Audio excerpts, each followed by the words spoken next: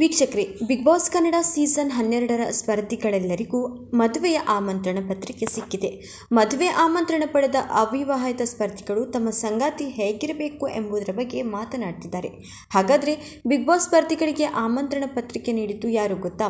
ಹೌದು, ಕಲರ್ಸ್ ಕನ್ನಡ ವಾಹಿನಿಯ ಕೌಟುಂಬಿಕ ಕಥಾ ಹಂದರವುಳ್ಳ ಸೀರಿಯಲ್ ಅಂದರೆ ನಂದಗೋಕುಲ. ಸೋಮವಾರದಿಂದ ಶುಕ್ರವಾರದವರೆಗೆ ರಾತ್ರಿ 9 ಗಂಟೆಗೆ ಪ್ರಸಾರವಾಗ್ತದೆ. ಸದ್ಯ ಧಾರಾವಾಹಿಯಲ್ಲಿ ಮದುವೆ ಸಂಭ್ರಮ ಮನೆ ಮಾಡಿದ್ದು ಮಾಧವ ವೈವಾಹಿಕ ಜೀವನಕ್ಕೆ ಕಾಲಿಡಲು ಸಿದ್ಧರಾಗ್ತಿದ್ದಾರೆ.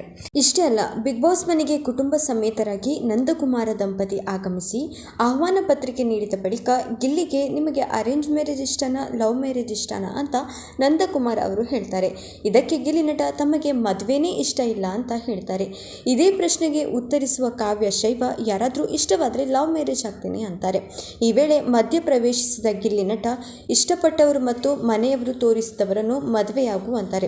ಇದಕ್ಕೆ ತಿರುಗೇಟು ನೀಡಿದ ನಂದಕುಮಾರ, ನಿನಗೆ ಮದುವೆನೇ ಇಷ್ಟ ಇಲ್ಲ ಅಲ್ವಾ, ಯಾಕೆ ಮಾತಾಡ್ತೀಯಾ ಅಂತ ಟಾಂಗ್ ಕೊಡ್ತಾರೆ. ಇನ್ನು ನಂದಕುಮಾರ ಪ್ರಶ್ನೆಗೆ ಉತ್ತರಿಸಿದ ರಕ್ಷಿತಾ ಶೆಟ್ಟಿ, ನನಗೆ ಕಾಮಿಡಿ ಮಾಡುವ ಹುಡುಗ ಬೇಕು ಎಂದು ಗಿಲ್ಲಿಯನ್ನು ತೋರಿಸ್ತಾರೆ. ರಕ್ಷಿತಾ ಮಾತುಗಳನ್ನು ಕೇಳುತ್ತಿದ್ದಂತೆ ಮನೆ ಮಂದಿಯೆಲ್ಲ ಸಿಕ್ಕಾಪಟ್ಟೆ ಶಾಕ್ ಆಗಿದ್ದಾರೆ.